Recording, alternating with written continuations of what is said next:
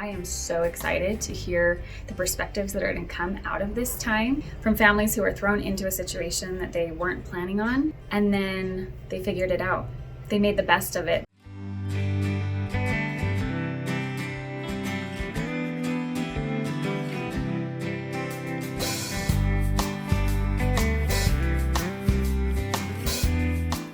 One of the reasons Amy and I started Love-Centered Learning when we did is because the entire world was doing some form of home education. We wanted to do our part in sharing our experiences and giving other moms and families the opportunity to do the same. We wanted to have this particular video be some encouragement to finish strong. You know, we just got through the end of May to finish up the traditional school year, and hopefully some tips and tricks that you will hear and some advice from moms from various backgrounds will help you feel understood, encouraged, and empowered to finish strong and make the most of this unique time.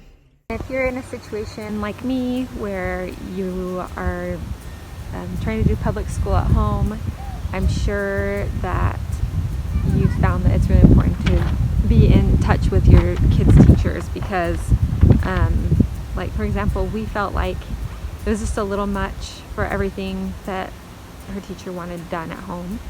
And so I just reached out to her and texted her and told her that I felt like things were going well in certain areas, but that there were other things that I wanted to kind of step back on, and she was totally good with that. The thing that I was most worried about with doing this at home was what I was going to do with my other kids while I was doing school with my oldest. And some things that do work is sending them outside, letting them play in the yard. And we also have some toys that I keep up on a shelf that they can't get down unless they ask. So sometimes I get those toys down for the other kids and let them play. I try and do some school while my baby's napping. So surviving homeschool as a mom, you've got to find something to do for yourself. Otherwise you get in burnout and you start losing your mind a little. Whether you like to go on walks by yourself and like listen to your favorite podcast or favorite music and jams, exercise early in the morning like I'm doing right now without the kiddos, or reading a book. So yeah, find something that refreshes, rejuvenates, uplifts, and keeps you sane. When you're trying to homeschool kids, especially right now where we're doing this remote learning stuff, if you're not familiar with homeschooling, it can be challenging and it can be difficult. But it doesn't have to be perfect in anybody else's eyes. You just have to do the best that you can do with what you've been given. And obviously we are all kind of being thrown into something that we've never done before. This is a completely different world than it was a couple months ago. And so we just have to do the best that we can. A typical day looks like for us is we get up, we eat breakfast in our jammies, then we get all dressed and ready for the day, and we sit down at the table and do our formal instruction. This is like an hour and a half to 2 hours max. 2 hours is like, I'm feeling pretty good about myself and the attention that I have for my kids. The reason I'm telling you this is because isolation schooling, whether you homeschool or public school, this is not public school at home. This is not 6, 7, 8 hours of instruction at home.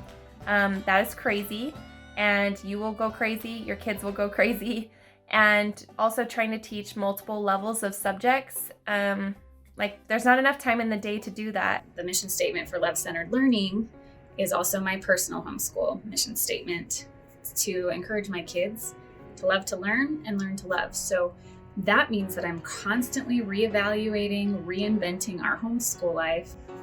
We've really had to reinvent during the quarantine because we've gone from being part-time homeschoolers, meaning my kids were going to external schools a couple days a week, to being full-time. And so it's been an adjustment. And those moments happen when my kids break down or I break down. I'm like, okay, stop. This is not how it's supposed to be.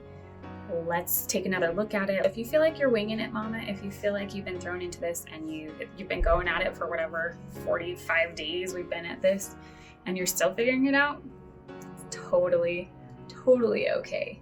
Doesn't mean you're failing. You're doing better than you think you are. Just continue to focus on love.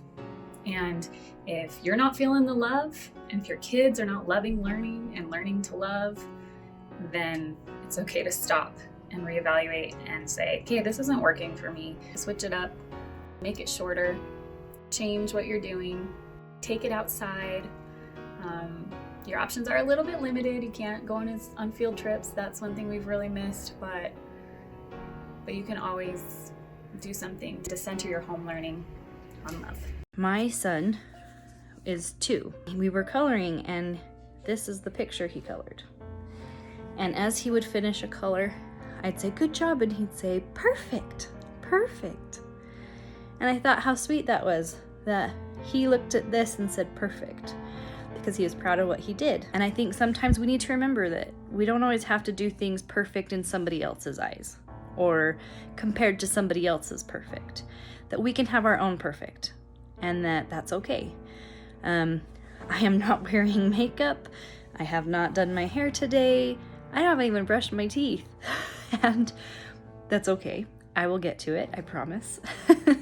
But it's okay to give yourself a little bit of sympathy and empathy, which sounds kind of strange, but you can empathize with yourself.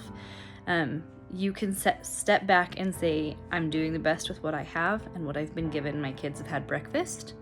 My kids are currently occupied.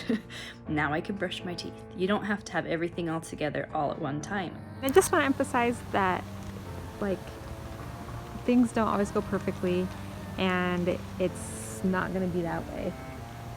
And sometimes our dishes are like never done, and there's toys all over the place. But the most important thing, I feel like, is making sure that your kids feel loved. And if they feel loved and they don't get their reading done, then it's okay. And if your kids feel loved and they feel safe, but they didn't get their math done, then it's okay. Less is more, and when it's fun and peaceful, that's when learning can happen. When we are angry or frustrated, there are plenty of days like that. We stop, we take a break, sometimes we come back, sometimes we don't. But when there's anger and frustration, it's hard to learn, and our brains kind of shut off and we kind of go in defensive mode, and we don't have our brains open to learn and grow. If we can have fun with it, if we can enjoy it, it makes for a better experience for both teacher, mom, caregiver, superhero, whatever you want to call it. It just makes it more fun all around for everyone. But give yourself a little self-grace, and it's okay to skip it for the day or try again tomorrow or try different tactics. So I hope that through this whole experience, we learn to figure out how our kids learn and enjoy the process, enjoy learning together, enjoy the ride, because it's not going to be forever, and this can be really precious moments to learn together. Keep this in your mind, and remember that your perfect doesn't have to be someone else's perfect. We shouldn't be judging other people because theirs doesn't fit our idea of perfect, and we shouldn't judge ourselves for not fitting what they think is perfect. You can be perfectly yourself.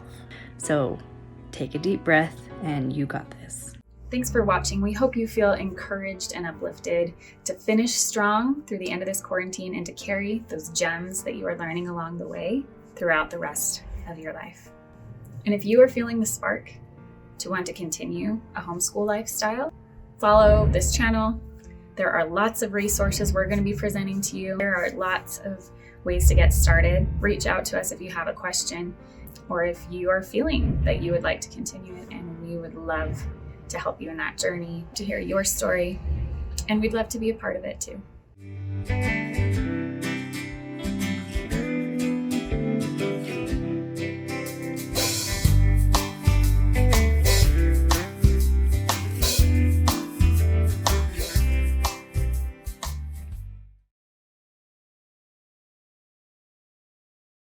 Life.